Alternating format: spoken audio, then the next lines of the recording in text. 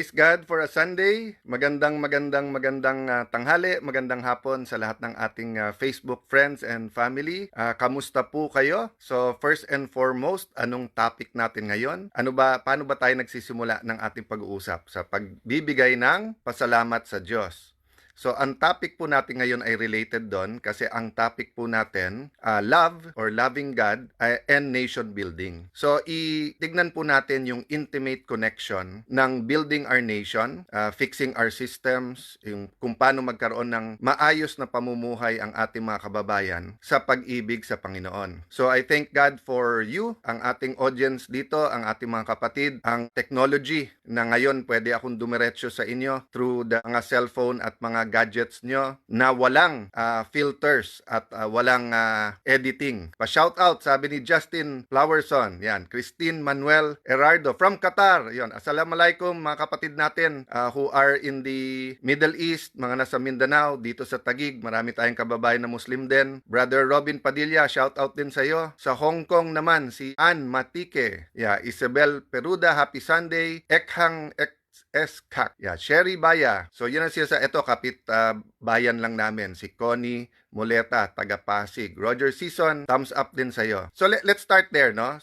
We thank God. So may natutunan po ako, baka gusto niyo rin pong gawin yung when we thank God kasi 'di ba dati madalas yung praise God or thank God for a new day, 'di ba? Thank you God na nakatulog ako, buhay pa ako. Thank you God sa pamilya. Pero may nagsabi po sa akin, why don't you start thanking God for who He is? Kasi siya yun eh. Kaya ganyan ang kanyang pagmamahal. It's because of His essence or who He is. Sabi ko, oh nga no. So madalas po, whether mga ka-close ko, definitely family, sinisimulan ko sa either praise God or thank you Lord for who you are. Then kasunod, so kung mami ko kausap ko, I thank God for my mom, or Kusilani, I thank God for my partner, my darling, my wife. No, shout out from Pampanga, Richie Dungka, Olive Dangayo from Ifugao, yan. Watching from Hawaii, si Bobby Bautista, Marietta Beldad from the United States of America.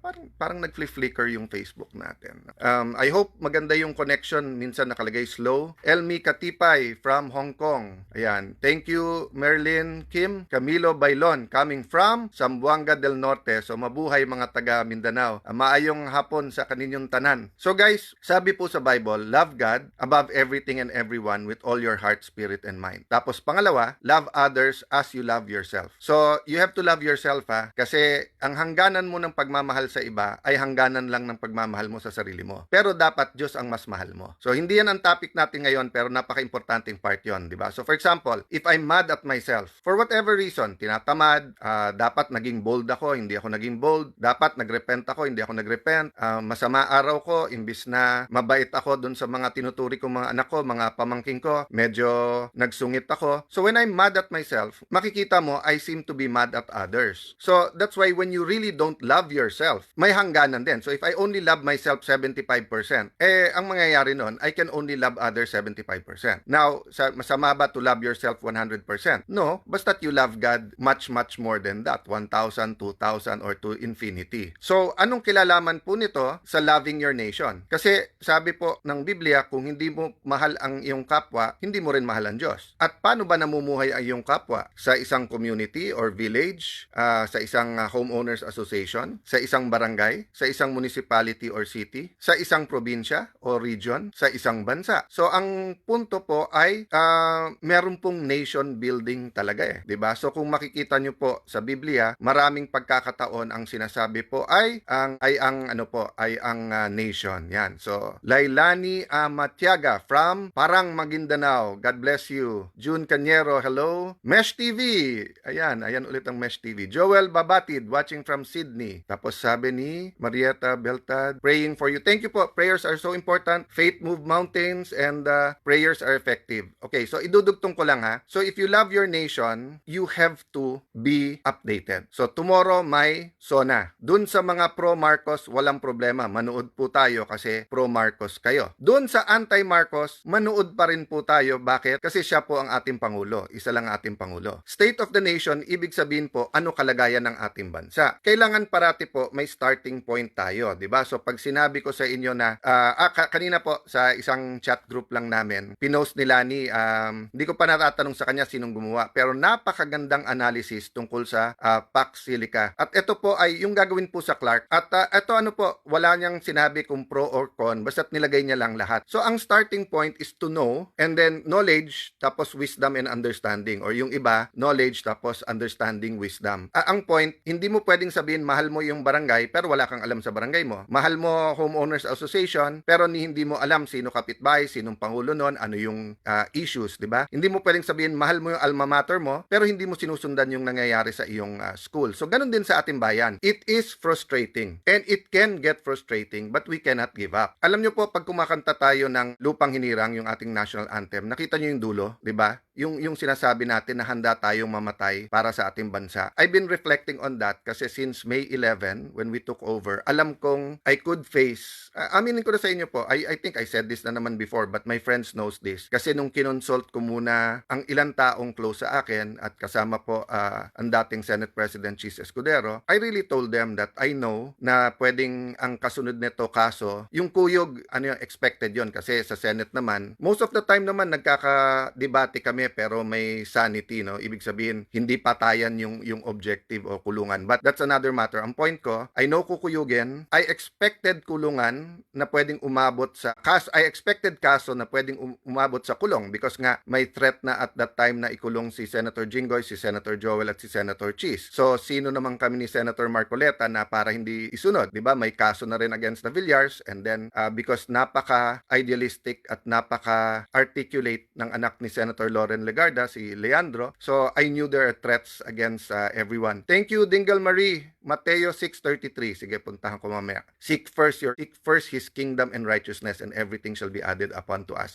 That's always a good reminder na unahin natin ang righteousness at kingdom ng Panginoon at yung iba nating kailangan, kalayaan, pagkain, pangmatrikula ay mapupunta sa atin. So, nung nangyari po yon, I expected na.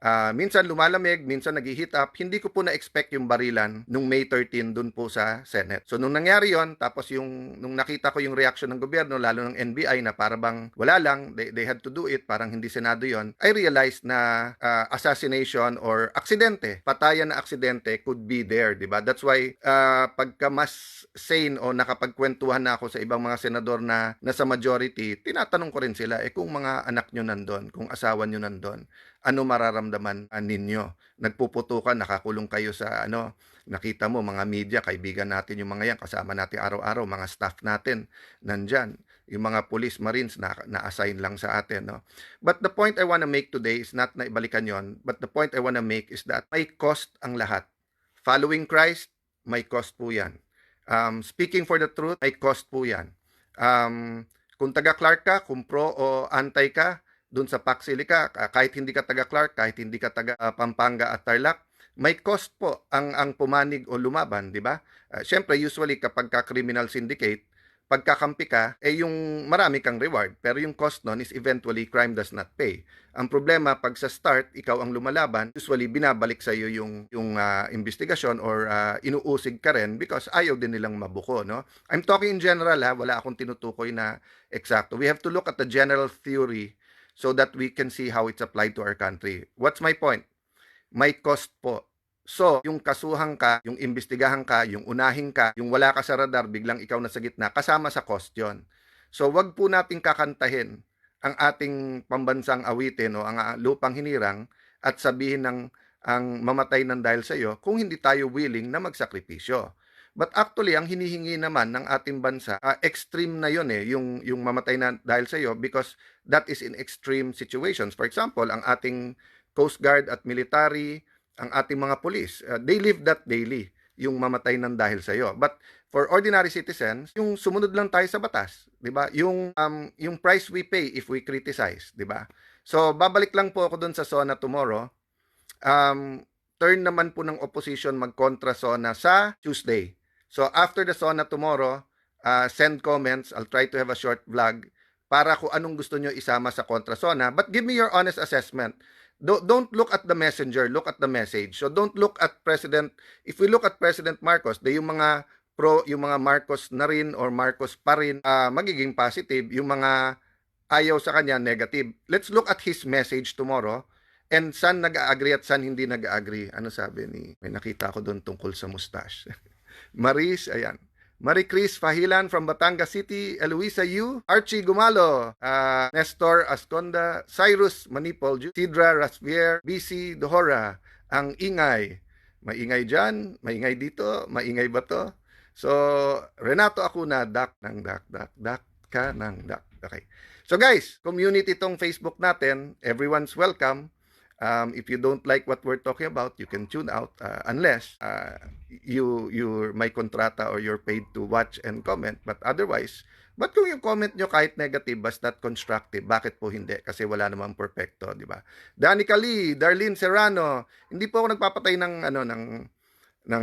comment section kasi tingin ko parating importante yung feedback. At kaya nga minsan, mas gusto ko yung format na ganito na hawak ko lang yung cellphone. Pasensya po kayo, wala pala akong mic today.